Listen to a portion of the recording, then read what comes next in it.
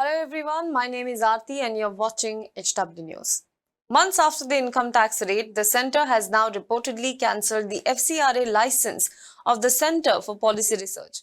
The Economic Times report, quoting sources, said that the license was under scrutiny after income tax surveys on CPR and Oxfam India in September last year. Oxfam's FCRA license was revoked in January 2022, after which the NGO had filed a revision petition with the Home Ministry. Officials also said that CPR's license was revoked recently, citing non-compliance of FCRA norms. The society had filed for renewal. That modalities are being worked out now for CPR to utilize the funds received in FCRA account. As per CPR's filing, the FCRA received in their account for the period October to December 2022 was around 10 lakh rupees, which included donations from Bill and Melinda Gates Foundation, University of Pennsylvania, World Resources Institute and Duke University, among others. CPR also receives grants from Indian Council for Social Sciences Research, and it is also a Department of Sciences and Technology recognized institution. According to those familiar with the details, the findings of the income tax searches on CPR were cited as one of the reasons for suspension of the FCRA licenses. The ministry, it is learnt, sought clarification and documents regarding FCRA funds received by the New Delhi-based think tank. The report quoted a senior government official who said that the FCRA license of CPR was last renewed in 2016 and it was due for renewal in 2021. However, the government granted an extension to several NGOs, including CPR, till September 30th due to the COVID-19 pandemic and amendments to the FCRA. As per the receipts issued by CPR, the NGO received foreign funding from several sources, including Ford Foundation, which in the past has come under the scanner for donation to activist Teesta Setalwad's NGOs, Citizens for Justice and Peace, and Sabrang Trust, then registered under the FCRA. Sabrang's FCRA license was cancelled by the Home Ministry in 2016. Setalwad was then jailed in a different case and was later released on bail. The Gujarat police had booked her for fabricating evidence in 2002 Gujarat riots.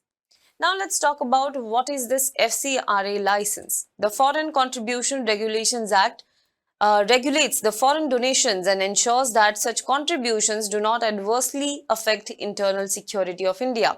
It was first enacted in 1976 and it was later amended in 2010, adopting new measures to regulate foreign donations. The FCRA is applicable to all associations, all groups and NGOs which intend to receive foreign donations. It is mandatory for all such NGOs to register themselves under the FCRA. The registration is initially valid for 5 years and then it can be renewed subsequently if they comply with all the norms.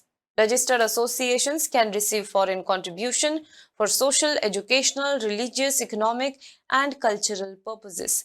Filing of annual returns on the lines of income tax is compulsory. In 2015, the MHA then notified some new rules which required NGOs to give an undertaking that the acceptance of foreign funds is not likely to prejudicially affect the sovereignty and integrity of India or impact friendly relations with any foreign state and does not disrupt communal harmony.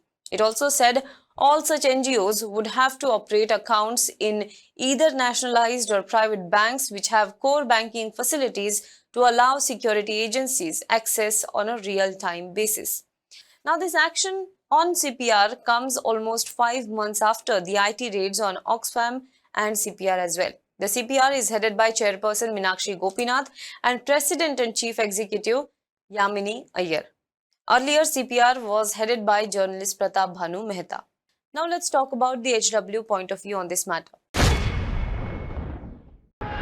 These actions against think tanks and NGOs are not new. But in the last few months, these are becoming quite frequent. Thus, it begs a question. Are we being so paranoid about every entity that possesses even a slightest possibility of being a critic? Look at the sequence of events. In the last few months, BBC documentary was banned. IT raid were conducted at BBC offices. IT survey were conducted at BBC offices. Last year, IT department raided Dainik Bhaskar. The raid came against the backdrop of its critical reporting on India's handling of COVID-19.